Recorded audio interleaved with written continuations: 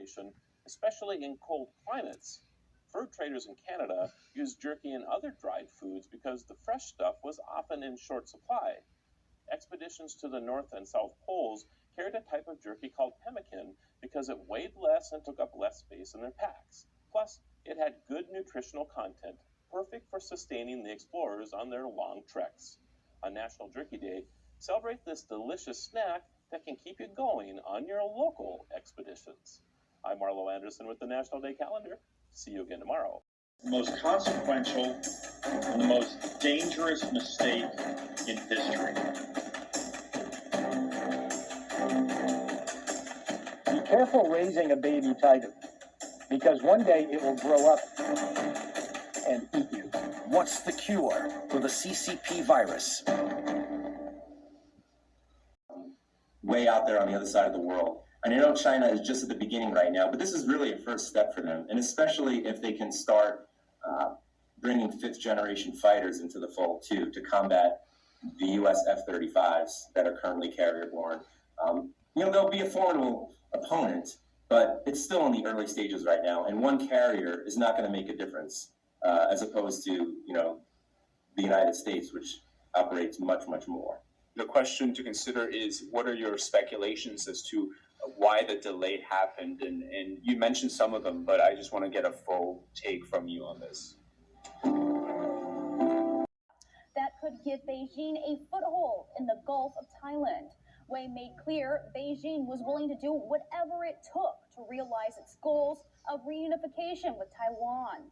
He added that China would, quote, resolutely crush any attempt to pursue Taiwan independence. He then added, quote, we will not hesitate to fight. We will fight at all costs, and we will fight to the very end. This is the only choice for China. Self-talk happens throughout the day. Founding her decision to compete for Team China in the 2022 Winter Games as an American-born skier now comes right back to her, as her flip-flop seems to be that she is now going to join the United States as an ambassador of some sort to bid for the next U.S.-held Winter Games. However, it is later revealed that the official committee hasn't decided on what role she will play or what her title is. And this news has angered some nationalists in China for her flip-flop loyalty.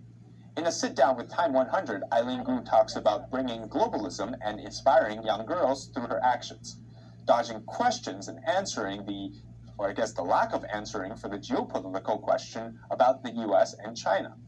Now, when she was asked about her U.S.-China switches, she says messages on her social media inspire her, galvanizes her to be exact, and, quote, to break my own boundaries, according to some of the stories she's getting.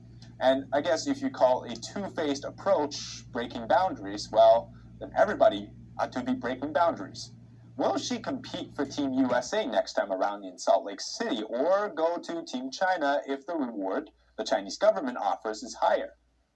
Well, it's unlikely China will hold another Olympic event soon, so now the investment from Eileen Gu seems to come back to the United States, and most people who are not actually mad that Eileen Gu is trying to influence people through her sport, but they're actually mad about what she has done through, I guess, is the manipulation of the supporters of her in both countries to enhance her personal voice, but then at the same time blur her position on it, putting the U.S.-China relationship as one of the chips to gamble on to her advantage.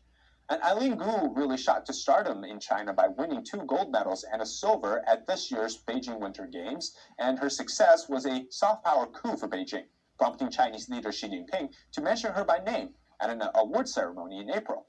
And after attending that award ceremony, Gu flew back to the United States to attend Stanford. And this was all under the context of speaking on behalf of the Chinese government during the 2022 Winter Games, where she attempted to whitewash China's internet firewall on Instagram, saying, quote, anyone can download a VPN, it's literally free on the App Store. Her comment sparked controversy among Chinese and Western viewers, as China does not actually allow VPN usage under normal circumstances, unless you're one of those foreign spokesperson for the Chinese government to start bashing people on Twitter. And full alarm fire. It's the highest number of alarms you can have to get the whole fire department out to put out the big fire. And we should be in a full alarm fire status right now inside the United States Department of Defense and our Congress as it comes to realizing that China is on the brink of doing something like we're seeing being done in the Ukraine. So that was what I was going to ask you. After seeing what was happening in Ukraine, do you think Washington will be more candid or less candid in boosting the U.S. military? I mean, do they see Russia not as competent as they thought, and so would be China? Or do they see China will do something similar, so the threat to Taiwan is real, and the U.S. needs to get prepared? There's a mixed message coming out of this White House, and it's confused people from the left, from the right side of the aisle, and then we have to look at things like arms sales. And there's a great concern that arms sales from the United States to Taiwan, there's been either a cancellation or a delay of a number of weapons here in the last few months. And that's alarming, given the one thing that we know from the experience in the Ukraine is that if we had armed up the Ukraine before the Russian invasion, it may have altered Putin's desire to risk a war in the Ukraine.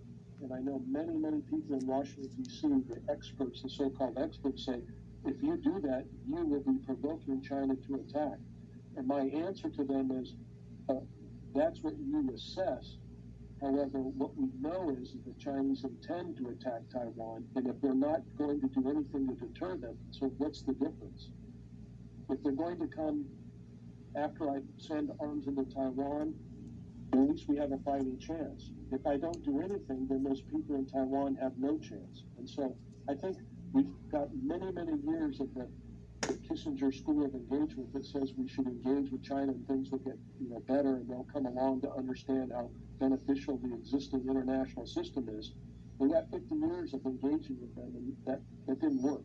We also, at that same time, we were also saying we must never provoke China. If we do it, almost anything that the U.S. did could be characterized as provoking China as it relates to U.S.-China policy. If somebody from the U.S. government, the president, the vice president, the secretary of state of defense, were to fly to China for a meeting with their counterparts, we would have people from the State Department saying, oh, then we should not fly intelligence collection flights inside the First Island chain because we might provoke China while our senior diplomats are there. And that would be detrimental to negotiations and engagement. Inside the truck wearing khakis, navy blue shirts, and beige hats with white balaclavas covering their faces. When Coeur d'Alene police stopped the U-Haul and began arresting them on the side of the road. Coeur d'Alene Police Chief Lee White said the men came to riot downtown. I will tell you, it appeared to be very similar to an operations plan that a police or military group would put together for a day's for an event. And it was just one charge of conspiracy to riot per person. I don't know if additional charges they might be pending based on other things that might be found during the booking process and things of that nature. But at this point, each of those 31 individuals has only been charged with conspiracy to riot. The men were going through the booking process Saturday afternoon and are scheduled to be arraigned on Monday. White said those arrested came from at least 11 states. Ukrainian an impassioned address to the nation in which he called for several steps, including raising the age limit for buying assault-style weapons. The House has passed bills to raise the age limit to buy semi-automatic weapons and establish federal red flag laws. A bipartisan group of senators had hoped to reach agreement this week on a framework for addressing the issue and held talks Friday, but no deal was announced. Gun violence is an America's problem, and for too long she has not valued the lives of the black, brown, and the poor. The injustices we see on the daily are being blatantly ignored by those on Capitol Hill.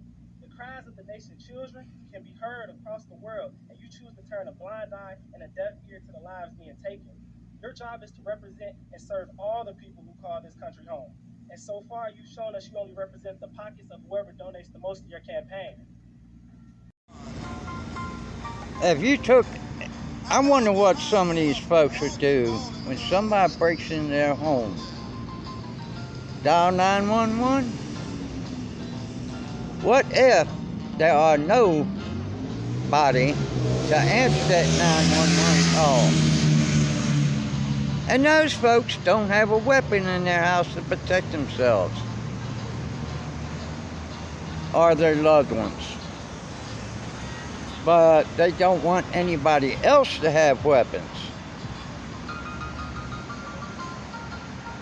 And the police may not be available to answer your phone call. So keep thinking we don't need weapons to protect yourself and your home and your loved ones. Itagui River on Friday and were sent to forensic experts. The testing may help determine whether the remains will shed any light on the disappearance of the two men. Authorities say illegal fishing near the Davari Valley Indigenous Territory, where freelance journalist Dom Phillips and official Bruno Pereira went missing Sunday, may have raised tensions with local indigenous groups. A growing number of celebrities, politicians, civil society groups, and international news organizations have called for the police, Army, and Navy to bolster the search efforts. Country star Gabby Barrett showed off her baby bump in a denim jumpsuit with a fringe cowboy hat at the CMA Fest, and Carly Pierce brought out Winona Judd for a special surprise performance honoring the late Naomi Judd. The CMA Fest returned to downtown Nashville, Tennessee this weekend after a 2-year hiatus due to the coronavirus pandemic. Barrett, who is expecting her second child with husband and former American Idol contestant Cade Forner, said she wasn't letting the summer heat get to her. Trying not to selfish, a threat to everyone else,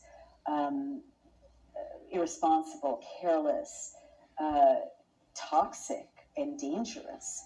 And vaccinated people were seen as superior, altruistic, unselfish, taking one for the team. Tell them you want your money back.